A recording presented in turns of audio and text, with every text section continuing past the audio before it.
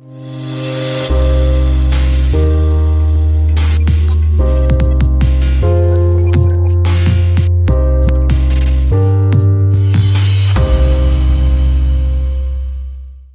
Whittaker to my left, mate. Great to see you. Really thank you. It's great to be here again. What a week. Very amped about today's show. Let me tell you, like I just said a minute ago, getting a big Kev excited.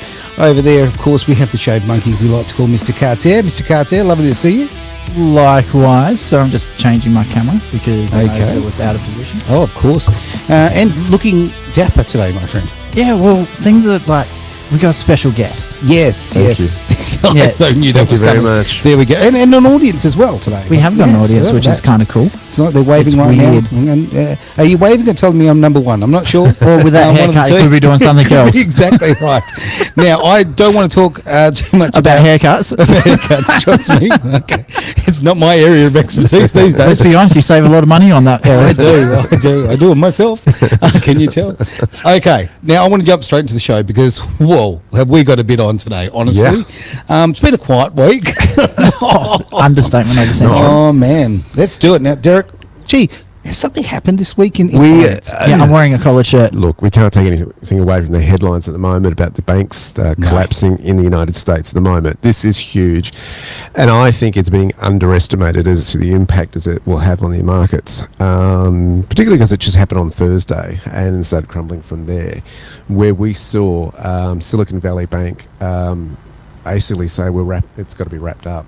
And, they're gone full bankruptcy mode, haven't they? Yeah, it's huge. And then Silvergate Bank followed, and then it's just come out in the last 24 hours of the time of the broadcast. Signature Bank is going to be wrapped up as well by the regulators. So there's three. When did that happen? That happened on the Sunday, which is a few hours ago, really. Yeah. Okay. So it's been huge. So I do know about Silicon Valley Bank. Yep. They do a lot of the venture capital, private equity. And I'll go into why they got in trouble and all that sort of stuff if you like. But I haven't heard of the other two banks. Are they the same sort of banks? Slightly different. No, they're different. This is played out slightly differently for Silvergate, and I'll go into that as well. Signature, we're still getting some information on that. It's still pretty fresh on that one. But there is some trends that happen. I think banking is all based on people's trust. And when that trust is breached, they hit panic mode. And this is why banks absolutely terrified about a run on the bank. Oh, look, get your Reeboks on, because here comes the run. Yeah. And so... You won't be running, you'll be queuing up for hours. When people start hitting the panic button, we want to draw our funds, it causes massive problems for the banks and headaches. And I've seen this firsthand in a very small way. I've told the story once upon a time where I was working for a company and they'd missed the deadline, cut-off deadline to get people their paychecks electronically at that time. And so what they did was they wrote out checks to cash. And so we all employees on a lunch break headed down to the bank to get some money for the weekend. Yep. And the look of panic on the teller's face. No money, no cash here. You can't all come down and do this. And it's kind of grinning going, it's not my problem. But it was funny to watch a bank have cash flow issues. This is on a bigger level though, and it's pretty serious. Yeah. Let me go into it. Silicon Valley Bank, as Travis highlighted, very much specialised themselves in the venture private equity space. They were full of cash, absolute full of cash, because people who get into venture capital and private equity, that's what they're looking. They're investing in new startup companies and getting them at really early stages and looking at this and going, where we'll invest to that. Well, it's operation funds. That's staff wages, that's buying inventory, that's everything you need to operate is right there. Yeah. So, of course, and tech companies have been doing very well over the last few years. We've seen them on the NASDAQ go right up. Of course, that whole tech sector with people in lockdown, all this sort of stuff. So why has it all come undone? Well, and I'll go through these there's some similarities and yet there's some differences too. Okay. So what happened with Silicon Valley Bank is they started investing. So what do you do when you got all that cash? You have operational costs that you've got to pay staff with and sort of stuff, but you've got to bring a return in that. And so they started buying into a lot of US Treasury and mortgage-backed securities. In other words, bonds. And they bought $100 billion worth US dollars of bonds when they were really, really low. Right. Now, in theory, that was a great idea. Well, it sounds safe. It sounds safe because it's government backed, right? Yes. And, you're buying bonds, they're IOUs and this sort of stuff. Then the Federal Reserve starts hiking up interest rates. And when that happens, it has an inverse relation. The yields go up in terms of interest rates, Sure. right, that the bond will get, but the costs of bonds go down. They have this inverse relationship in the Okay, market. okay. So what it meant was, as they're hiking up rates, the bonds aren't worth what they used to when they bought them originally. The value, the face value of the bond has gone down. Sure. Now, this was what meant that they had an unrealized loss of $17 billion at the end of 2022 because the Fed kept hiking the interest rates up. Now, flip over to this, they had a lot of tech companies. They're associated with that market. Sure. Tech companies start Silicon laying Valley. off people. Oh, left, right, and centre. And they want to draw out their funds to pay these people out, right? They've got a problem. Bonds take a long time to mature. You buy a 10-year bond, Sure. it's taking 10 years for maturity. So is it locked in for that 10 years? You can sell it before, but they were risking selling it at a loss because the face value of the bond is worth less than what they bought it for. Makes sense, okay. Okay, so the bank, to liquidate those losses, had to sell investment at a loss of $1.8 billion.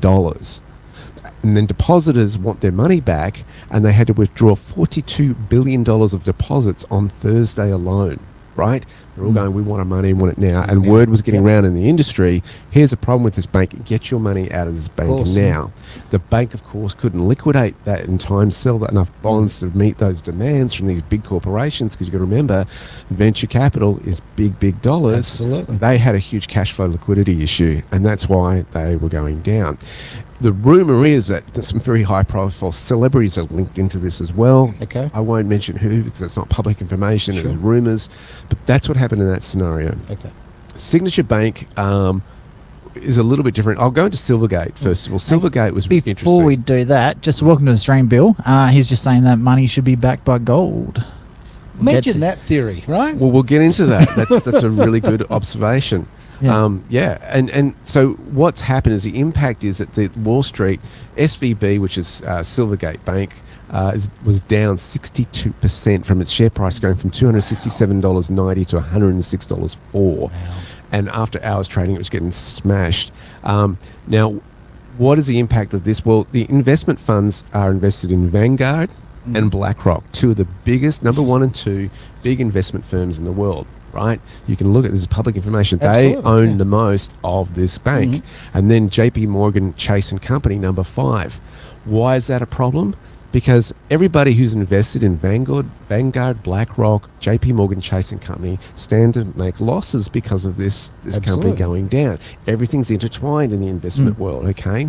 And depositors and businesses and rumoured celebrities, businesses are going, they've got $250,000 guaranteed in terms of loss. So if you deposit $250,000, the bank, there are insurances that say we'll bail you at it up to $250,000 Okay. if you have it. It's actually account. in America. It's government law. Yeah. So Okay. all your accounts are backed. So Australia's got something similar, but I don't know the amount. I think it's similar amount. But that's Australian dollars, not Sure. US dollars. Yeah. And the problem here is that if you've got big venture capital in there, $250,000 is a drop in the ocean when you're talking millions and millions and millions of dollars. Then you've got the impact. You know, this is some of the companies that have the deposits that do business with these things, like Roku, streaming giant Roku, for example, has 26% of its cash reserves, over $480 million tied up in this bank. All right. So and there's a lot of household name type companies. Apparently, DocuSign is another company that's impacted by this. As of Saturday, the company stock had fallen by over 42% since the last year, despite bosses insisting they can pay their bills. I'll Hang just on, show is you, this- and on an everyday sort of Aussie point of view here, a lot of Telstra products, okay, whether it be your streaming devices, all that kind of thing, are made by Roku. That's one of their firms. Yeah. So it will affect us. It's as simple It as has that. a So ripple effect. Absolutely. Yeah. Silvergate Bank is a little bit different, this story, okay?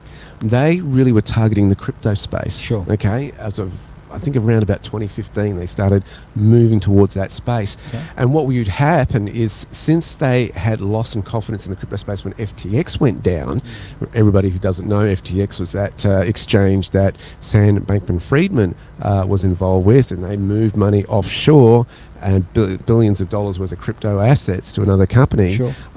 Big concerns about him running off with the money, and that's what that trial's going out.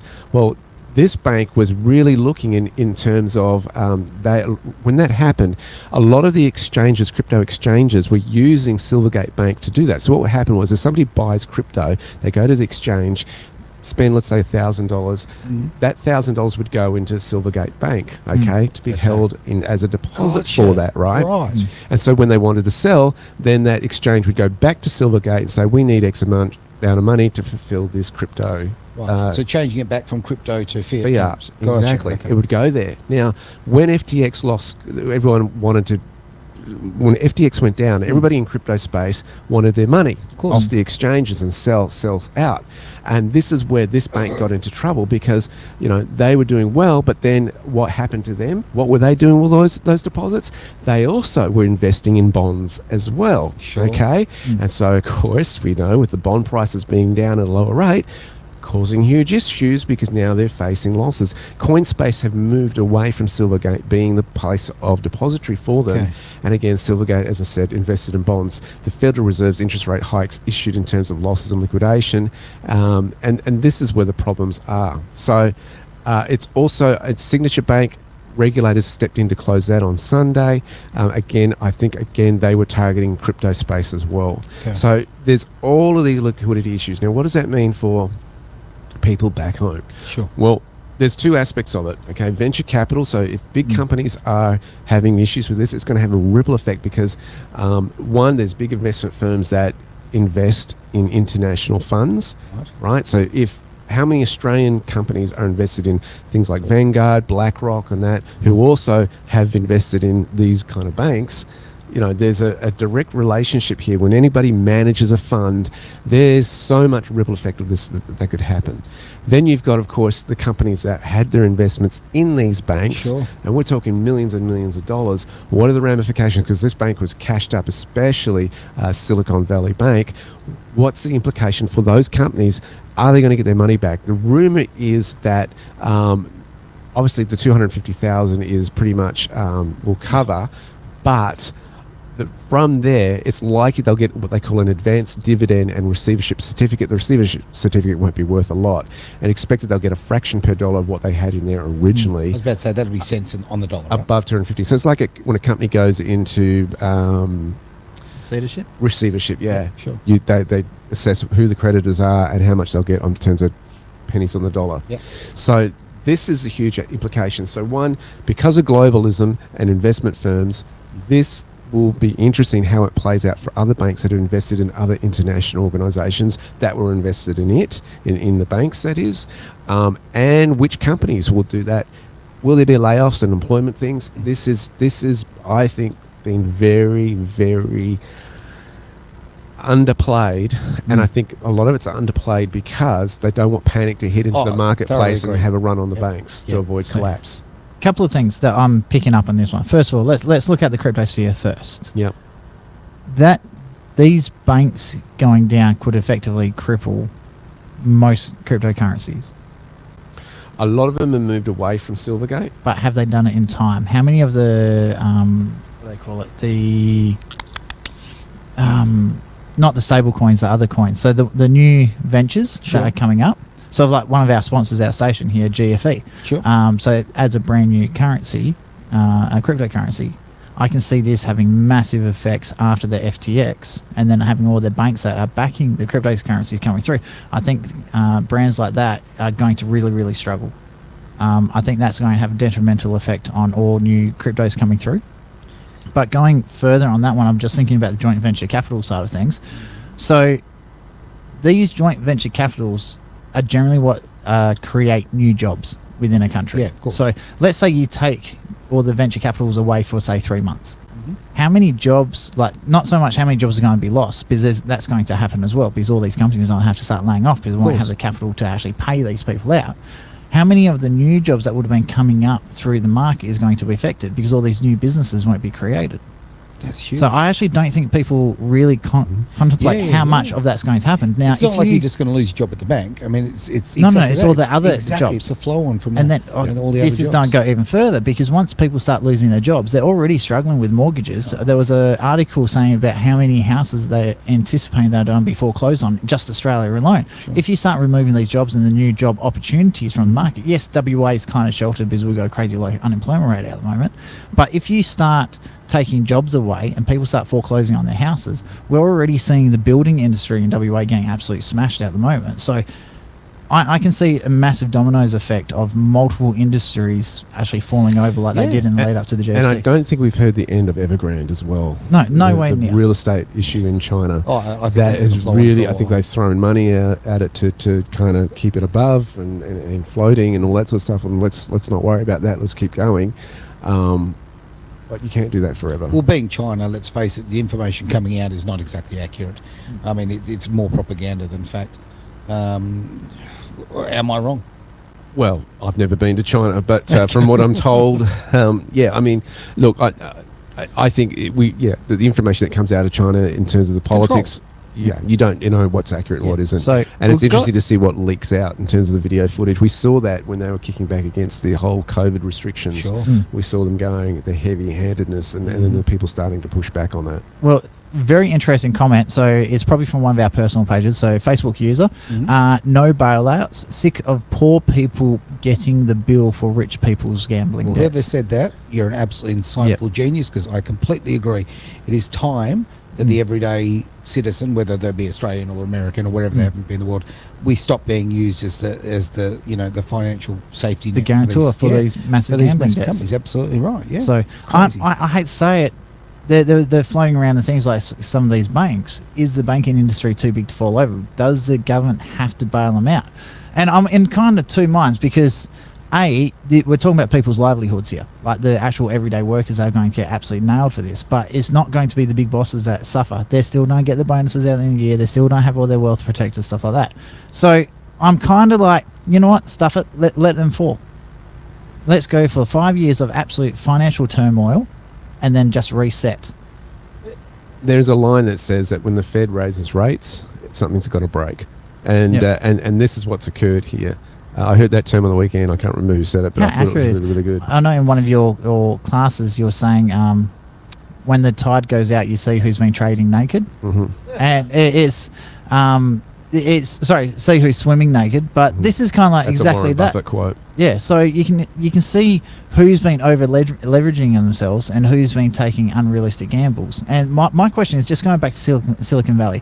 Like, they went into the bonds market with an insane amount of their portfolio at the absolute worst possible time. So the question has to be asked, has there been a short position? So someone who said that, right, this is going to go down, let's put a short on. Has someone known about this beforehand?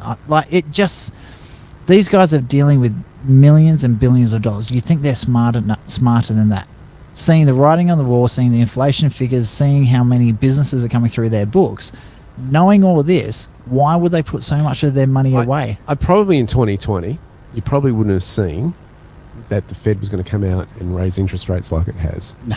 Right? Even back then, you would have seen the inflation. We were hitting COVID. We were hitting, lockdowns and all that sort of stuff. And if anything, you think they're going to keep interest rates low to keep the economy moving, given the circumstances. But that's how that you would percentage. What the problem is here is they were overinvested in one asset class. Yes, exactly. That's what you're trying to say. This is a bank. Yeah. Like, of all things, you'd think they'd understand diversification. Yeah. So why would they take so much of their capital and lock it away for such a long time? One of the absolute most basic things we grow up knowing, okay, don't put all your eggs in one basket, right? Aaron, your mic's not working. Oh, okay, I don't know why, but all right. No, it is now, but there you go. Oh, there we go. We go. It's when you sneeze, you forgot to turn it back on. No, I was doing something else. Never mind, that's all good. But we don't. Like, why would you put all your eggs in one basket? When people of this level of intelligence, theoretically, right, are doing that with their investments and I'm talking about the banks here, it's just insane. Well, it's reckless. Bonds Thumbs up on your mic. Bonds are conservative, have been in the past seen as a conservative investment. Why? Because they're government backed. And we know how trustful the government is. And they're not open to the ups and downs of the stock market as much as stocks are. Okay? No. So that's why they're seen more as a conservative way to go. I mean, it's these events, and you guys are absolutely right. When it comes to investing, it's hedging worst case scenarios. Okay, so if this happens, or what we call a black swan event occurs, it just comes out of left field, you don't see it, this is what occurs. So, like I've always been saying, politics, economy, interest rates are the three things that affect the stock market. In this case, interest rates are the ones that have been absolutely killing the bond market at the moment. Yes. In terms of the sale. So, on the face value of the bond. So, Hence, this is why the problem is there. I really want to jump back into this because I want to know, look, from an everyday Aussie perspective, Yep. let's talk about it. How's this going to affect people's lives? Okay. If banks and investment firms in Australia are invested in these companies, it will have and depending on the amounts they have, it'll have a ripple effect on Australian investments. Okay. So you're thinking superannuation. That's straight where my brain went. That's what we're thinking. They'll have also a secondary effect if they're invested in US companies that have invested in these banks as well. Okay. So as they take a loss, it could affect them. It could, I think it'd probably affect Australia more on a secondary level. Okay. Okay, so big companies and tech companies that were invested in these banks or had their holdings in those banks. Sure. Those global ripple effects can do that. Now, given, yes, Australia is a different economy, we are kind of sheltered over here. We were sheltered under the global financial crisis quite well. We rode that out quite well.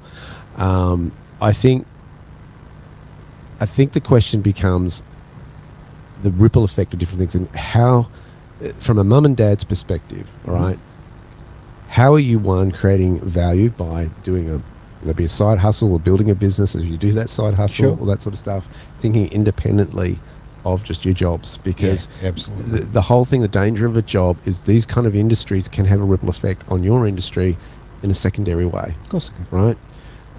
I think that's something we've got to consider, number one.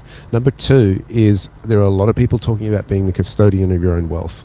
And I think that's something that, again, this is a case where, and I'm not saying, hey, all your money is vulnerable in Australian banks and all this sort of stuff. I'm not saying that. But I think there's a level of, I like to call it preppers, without the connotations that word brings, in terms of being prepared for an emergency. The old Boy Scout, be prepared, all right? So if Perth or one of the capital cities in Australia was hit by a storm, which we've had a lot of late over on the East Coast, and the grid goes down, do you have enough cash to buy supplies, food for your family, etc., and get by for a week or two as everyone tries to pick up? But on that, okay, most people are. Still, the great majority of Australians are living financially week to week. So many are just doing this these days and paying for things this way. Right? Absolutely. And I think you need and look, I don't have I use a card as well from time to time, or for most of my purchases, the everyday purchases.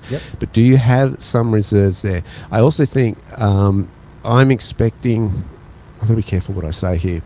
I'm expecting, and I've been watching a lot of people get into gold, silver, precious metals. Sure. Because if there is a US dollar collapse, which some are forecasting would occur, you would expect those to go up because people are concerned, how does my cash hold value? Sure. All right? And that sort of thing. If that happens, if the gold and silver prices in the US go up, that will affect Australia because it's based on a global price of what gold and silver are worth and precious metals. It's funny you brought that one up because Bill Bates. Gil Bates. I keep calling him Bill Gates, but Gil Bates asked, Derek, do you think it will be much like how 2008 was for us in Australia, in that most Aussie were not affected and the Labor government will just weaken the dollar, increase tax and borrow more money? I think we're just seeing, I said in December that we're in for a bumpy ride in 2023. I said that things are going to get worse before they get better. I'm still holding to that. I think we're just starting to see the splashes starting to occur now. I'm seeing it. I think governments are going to collapse. Do you think it'll go full collapse or just... I think around the world will collapse. I think governments around the world, I think governments will be overturned. I'm watching the unrest that just happened in the weekend over in Europe, okay? I watched the Dutch farmers protest. Yes. And there's a huge, by the tens of thousands of them protesting against what's going on. They are also doing this in France, where they're challenging the whole retirement age. We want to work you to the death is their line and this sort of stuff. Croatia, there was things there, and this has not been covered and discussed. I think globally, I think we're going to see a lot of turmoil. When you have political unrest, you're going to see economic unrest, and then I think it's moving towards a better space. I don't think we need to fear what the World Economic Forum's agenda is and that sort of stuff. I see other powers at play that are overturning that, and I'm really, really excited. This is why I'm so excited about what's going on, because I think it's going to bring freedoms to people that they haven't experienced in their lives. I love the sound of that. Everyone's I hear so often people are really upset about the World Economic Forum, about Klaus Schwab and what that this whole seismic change that they're trying to push. But they're onto losing society. power. Like George Soros did not show up to the World Economic Forum. Yeah, okay? I was going to make that comment. Yeah. That's the fact, is you can actually see their power diminishing. You really can. And look, it's very easy to not use a nice tight camera shot and show make a crowd look bigger than it is. I mean, look, the Biden administration does it every day. Yeah. But it's to actually show reality, and the reality now is, let's face it, we live in a technological world. Everyone's got a phone, therefore we've all got a video camera. We're seeing the truth, which we didn't get to see Politicians in the United States, Republicans mostly, are calling out the World Economic Forum. Yep. There's a few lone voices in the Australian Parliament that are doing that, Malcolm Roberts being one of them. There's a couple of lone voices in the European Union who are calling out the World Economic Forum and all of this. I think what's going to be interesting is joining all the dots of everything that's going on in the world and seeing who's been controlling what. Yep. And how it all plays out. I'm really excited, guys, but at the same time, I'm saying go into a little bit of preparation, Boy Scout, be prepared.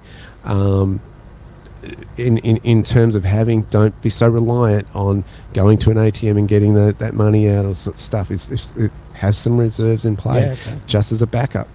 Now, the cash, if we had cash at hand, we are seeing the value of that drop and drop and drop. Yep. So is it probably a better idea, theoretically, to put it into a precious metal? I think a diversification. I like what Steve Pettis says, and he says have at least 6 months worth, I think, or 3 months worth. 3 months worth of cash, gold and silver in reserves. What you do have to consider if you're going to do that is storage and the securities around that. Sure. A safe and all that sort of thing, depending on what those amounts are. Yeah. We're getting quite a few comments coming through, Ashley. Yeah. So Facebook user, another issue to think of, have they also tightened restrictions on access to super due to the financial hardships?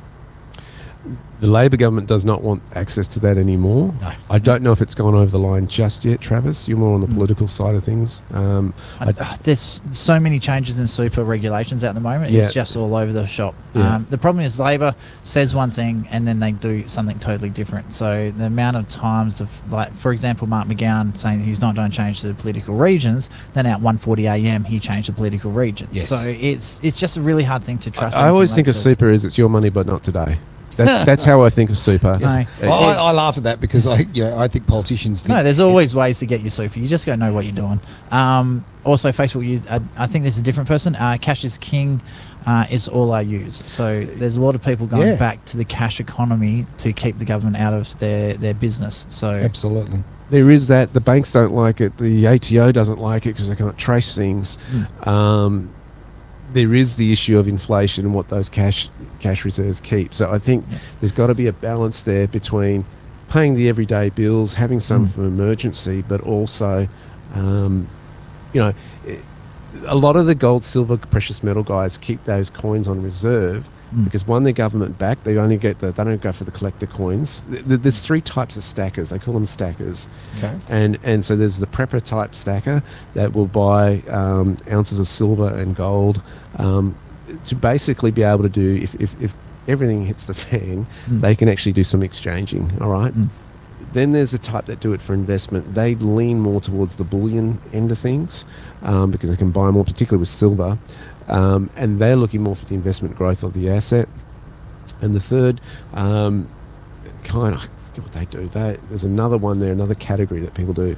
It escapes my memory the purpose of them, but the collectors, they like the coin and that sort of stuff. I don't fit in the last category. I don't really care about collecting things. No sentimental sort of... No, it's just what is the value of that asset bang? That's kind of how I keep it, because otherwise you get an emotional attachment to it, and when you make emotional attachments to things, you're not always making the best economic decisions. Oh, look, that's brilliant advice, and that's something I've certainly learnt from you and talking to you over time, because I'm a person who puts emotional value into everything. Let's be honest here, Aaron. You put emotion into everything. I'm the most ridiculously sentimental person alive, right? Yep. So, I will... Mr. Pink Shirt. And I used to be. Right. I used to be very sentimental. But I learned that was costing me. Yeah, absolutely.